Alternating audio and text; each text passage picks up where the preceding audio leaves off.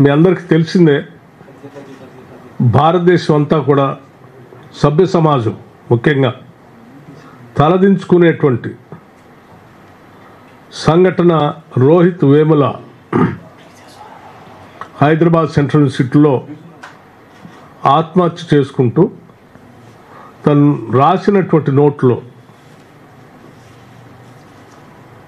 మాటలు కానీ, అతను అంతకుముందు Hyderabad university central university vice ఛాన్సలర్కి రాసిన లేఖలో కానీ, ముఖ్యంగా ఇక్కడ అడ్మిషన్స్ తీసుకునేటువంటి దళిత విద్యార్థులందరికీ అడ్మిషన్తో పాటు ఇంత విషయాన్ని ఒక తాడును కూడా ఇస్తే ఉరేసుకొని అది చచ్చిపోవటానికి పనికొస్తుందని చెప్పినటువంటి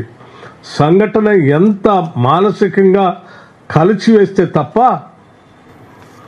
ఎన్నో వ్యయ ప్రయాసాలు కోర్చి అనేక కష్టాలను అధిగమించి ఒక పిహెచ్డి స్థాయి వరకు వచ్చినటువంటి నవ యువకుడు చనిపోవటం ఒకటే నాకు మార్గం అని అనుకునేటువంటి పరిస్థితులు ఈ యూనివర్సిటీలో ఈ దేశంలో సృష్టించబడి ఉన్నాయి. ఇది చాలా బాధాకరం అని చెప్పిన ఆ రాతలు నిజంగా దేశం మొత్తాన్ని కలిసివేసింది. అలా జరగటానికి కారణమైనటువంటి సంఘటనకు సంబంధించి కూడా ఈ దేశం అంతా గమనించింది. అంబేద్కర్ స్టూడెంట్స్ అసోసియేషన్ ఆ యూనివర్సిటీలో జరుగుతున్నటువంటి సంఘటనలన్నింటినీ గమనించి ఇక్కడ ఆత్మగౌరవంతో బతకటానికి కావలసినటువంటి హక్కుల గురించి పోరాటం చేస్తూ ఆ యూనివర్సిటీ అధికారులకి విజ్ఞాపనలు ఇస్తున్నటువంటి సందర్భంలో వాళ్ళని అడ్డుకొని ఏబీఈపీ ఆధ్వర్యంలో సుశీల్ కుమార్ అనేటువంటి ఆ యూనిట్ అధ్యక్షుడిగా ఉన్నటువంటి వ్యక్తి అడ్డుకొని కావాలని వీళ్ళని దేశద్రోహులుగా చిత్రీకరిస్తూ ఒక కంప్లైంట్ యూనివర్సిటీ అథారిటీస్ ఇవ్వటమే కాకుండా భారతీయ జనతా పార్టీకి సంబంధించిన నాయకత్వాన్ని కూడా అందించి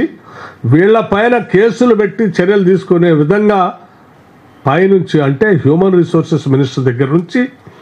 కింది స్థాయి అక్కడ ఉన్నటువంటి స్థానిక ఎమ్మెల్సీ రామచంద్రరావు గారి ద్వారా ఒత్తిడి చేపించి చివరికి రోహిత్ వేములతో పాటు ఒక 4-5 స్టూడెంట్స్ని రస్టిగేట్ చేయటం వల్ల అతను వేరే మార్గం లేక తప్పనిసరి పరిస్థితిలో ఆత్మహత్య చేసుకున్నటువంటి పరిస్థితి మనందరికీ తెలిసినటువంటి విషయమే. ఆ రోజు సభ్య సమాజం అంతా తలదించుకుంది. ఇటువంటి పరిస్థితుల్ని కల్పిస్తున్నటువంటి భారతీయ జనతా పార్టీ నాయకత్వాన్ని తప్పుపట్టింది. శ్రీ రాహుల్ గాంధీ గారు ప్రత్యేకంగా వచ్చి అక్కడ ఉన్నటువంటి అన్ని అసోసియేషన్ సంబంధించిన విద్యార్థులందరినీ కలిసి రోహిత్ వేముల గారి తల్లి గారిని కూడా కలిసి ఇటువంటి సంఘటనలు ఈ స్వతంత్ర భారతదేశంలో జరగటం మనందరికీ తలదించుకునేటువంటి అవమానకరమైన పరిస్థితి, ఇటువంటి పరిస్థితులు ఉత్పన్నం కావద్దని చెప్పి దానికి కారణం వాళ్ళైనటువంటి వ్యక్తులపైన చర్యలు తీసుకోవాలని, అట్లాగే భవిష్యత్తులో ఇటువంటి సంఘటనలు పునరావృతం కాకుండా ఉండాలని రోహిత్ వేముల సంబంధించినటువంటి చట్టాన్ని కూడా తీసుకుని రావాలని చెప్పి ఆయన ఒక పిలిపిచ్చి దేశంలో ఉన్నటువంటి దళిత గిరిజనులందరికీ కూడా ముఖ్యంగా సమాజం అంతా సమానత్వంతో ఉండాలని కోరుకునే వాళ్ళందరికీ ఒక నమ్మకాన్ని, ఒక హోప్ని భారతదేశంలో కల్పించాడు. కానీ దురదృష్టం మరొకసారి భారతీయ జనతా పార్టీ అటువంటి వారిపైన చర్యలు తీసుకోకపోగా అలా ఇబ్బంది పెట్టేటువంటి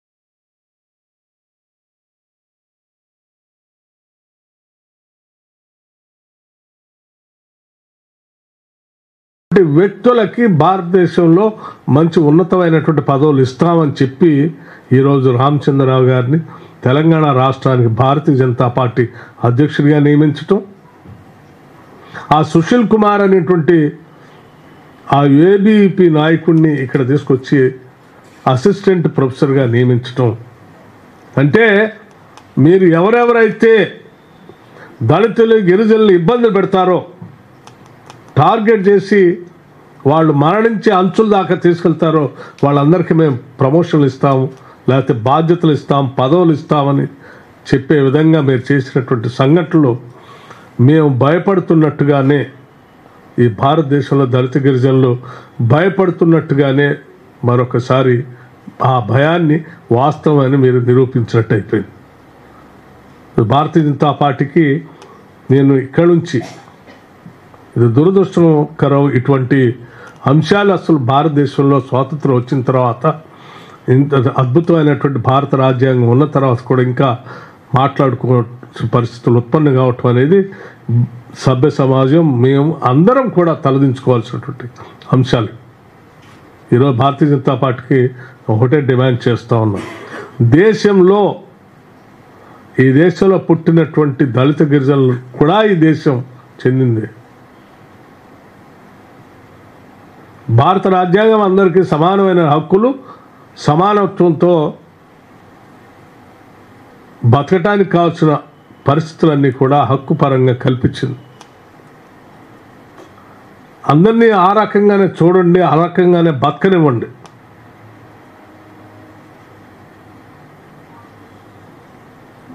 ఇటువంటి సంఘటనలతో భయభ్రాంతులు గురి చేసి ఆత్మహత్యలు దాచేసి పరిస్థితి తీసుకురావద్దని చెప్పి ఇటువంటి బాధ్యులైనటువంటి వారిపైన చర్యలు తీసుకోకుండా ఉన్నతమైనటువంటి పదవులు ఇస్తూ వాళ్ళని ప్రోత్సహిస్తున్నందుకు భారతీయ జనతా పార్టీ దేశ ప్రజలందరికీ భారత రాజ్యాంగాన్ని గౌరవించే ప్రతి పౌరుడికి క్షమాపణలు చెప్పాలని కోరుతా ఉన్నాం.